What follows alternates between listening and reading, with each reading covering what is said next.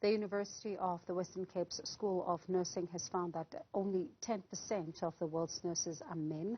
Negative stereotyping of men in nursing has been a chronic problem that has a direct effect on males and detracts from efforts to recruit and retain them. To unpack this further, we're joined by male nurses who are going to be joining us later for this conversation. That's Lwando Kodwa as well as Kangelani Gudwana. And of course, we've got Denosa Student Movement National Chairperson Nathaniel Mabelebele in studio with us. Nathaniel, good evening, and thank you so much for your time. Certainly, a day like today, I mean, for you, what does it mean?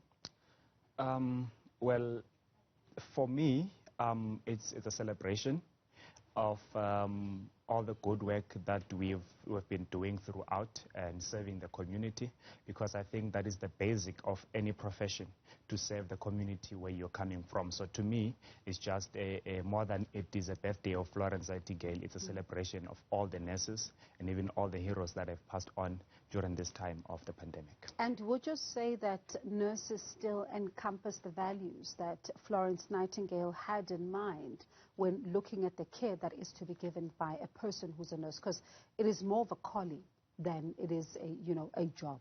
Yeah.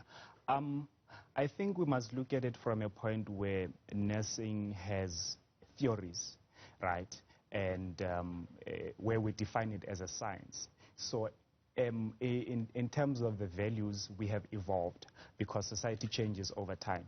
So we have evolved and even added more to what Florence Nightingale has left for us, because we are dealing with a different society now. People then were dealing with wars. Remember the times of Nightingale. Now we're dealing with pandemics and even other broader societal issues than that. So we have added more to the values that that were left by the legacy of Nightingale.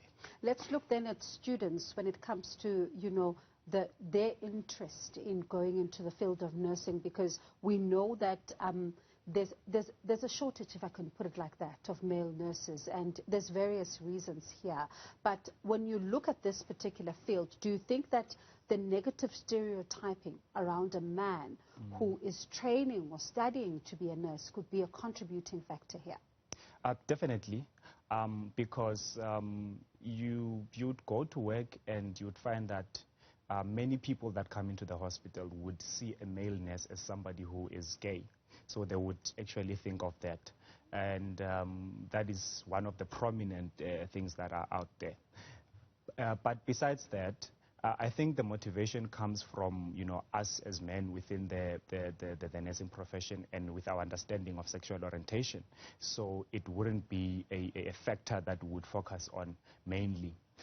But I think the only thing that attracts males into the nursing profession, it's the art of caring.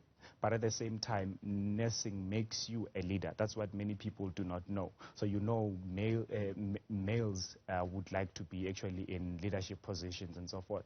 So as a nurse, basically when you are working there in the ward, you are a leader. First thing that you are taught when you enter into a higher learning institution, you are taught leadership skills. So I think that's what would attract most men into the nursing field than many other things.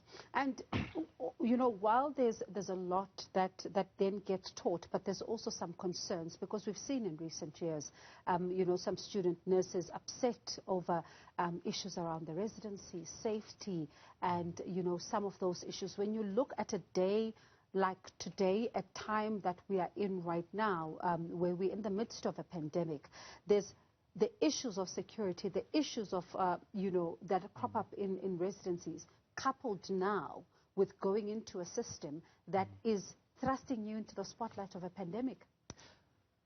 Look, I think the issue of infrastructure and many other issues that are surrounding nursing students go back to the funding models of nursing education. Because the expectation was that when we're moving from the PESEL system to the bursary system, we would get into a place where we are able to fix the infrastructure, put more technologies so that you are able to accommodate, especially a time like this. Because now you're no longer paying salaries per se. Remember, during the times of the stipend, you were in a way paying salaries. But now you have reduced that amount, so that amount must focus on improving the conditions Transport must be provided to nursing students, but you do not see that happening in all institutions. We've had a case where students actually get robbed in front of, the school gate on their way back from work. So that is not safe, because you would realize that within this bursary system itself, it doesn't give you any money in the pocket so that you will be able to get yourself safe transport. And even if you are to ask an institution to provide transport, it becomes an issue unless you go to the streets and have a toi-toi, which is the language that is being understood lately. So most of the challenges that are within nursing education emanate from the funding model of nursing education. It does not give you enough to actually get by. We have students that are actually sleeping in libraries. Yes, nursing students, and we have nursing students that go to work with at least one meal per day. Now imagine yourself working in a facility where infections are everywhere, and you've only had one meal, and the only time you're going to eat again is tomorrow morning when you come back to work. So it's quite an issue. And I think it is something that is being avoided, because as a movement, it's not the first time that we spoke about this issue of going back to the PESEL system. But what you would also learn is that the introduction of this new funding model has formed some sort of a casualization of the nursing, of professional nursing, because in an era of COVID-19, there is an opportunity to offer COVID-19 contracts to newly qualified nurses instead of absorbing them into the system, so that these people can actually be there even after the system, to patch up the shortage that we say we have. And when you talk about issues of safety, I really would like us to look at this as well, because it's not only issues around COVID-19 that they then worry about, and also what you've raised as an issue of some of them not having enough to eat, even while going to work. But there's also concerns around safety. We've seen reports where, at some point you'll find people coming into hospital. We saw it in the West Rand, shooting, and, now there's pandemonium in a hospital, so they're also fearing for their lives on various fronts as well, while some of them are actually training to go into the profession.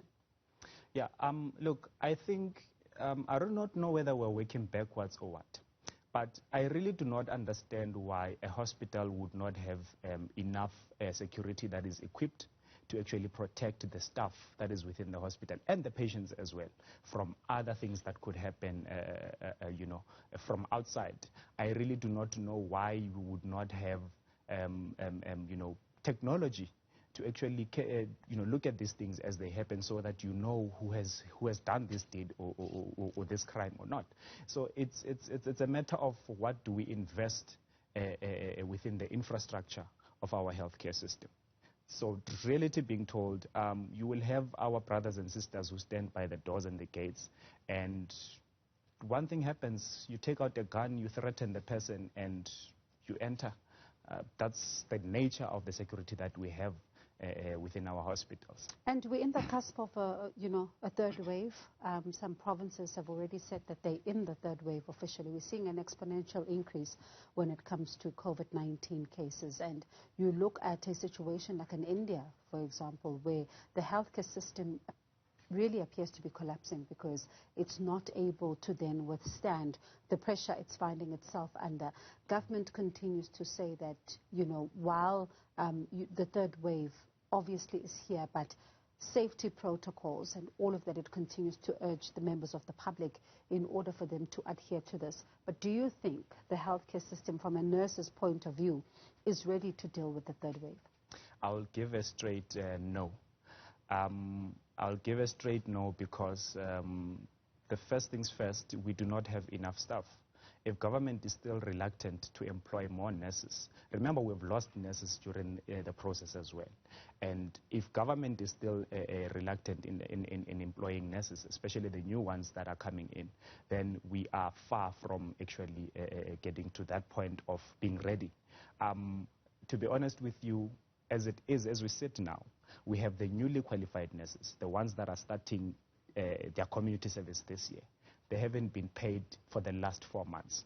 They started in January and they haven't received their salaries for the last 4 months. So you can imagine whether there is an intention to hire these people or keep them in the system or not, especially when the situation is already like that.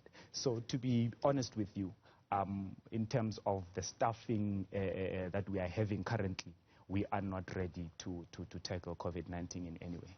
I know we're almost out of time, but as we end off this conversation, I'd like to ask you something that, a lot of people were asking themselves during the day, that when you go to the hospital, do you find people trying to be torn between calling you sister or not? Because certainly that's how nurses become known as. Oh, no. I think it comes to what we call each other as male nurses would say, sir or mister. So that's what they always do. But then there are other patients who would like to make fun of it and say sister. But professionally, you would respond. Yeah. Well, I thought we'd end off on a lighter note there because, throughout the day, a lot of people in the newsroom were wondering, so what do you call it? Is it sister? Is it what? So certainly, thank you so much for your time. I certainly do hope that some of the issues, certainly as you say, the employment of nurses, we're in the third wave, and certainly safety really must get the attention they deserve. And thank you so much for your time there. That's Stenosis Nathaniel Mabelebele was talking to us just about issues around nursing, particularly on, the student front, some of the safety concerns there, the hospitals, and around the fact that we now in the cusp of a third wave, and certainly as he says there, it doesn't look like it may just be all systems go. But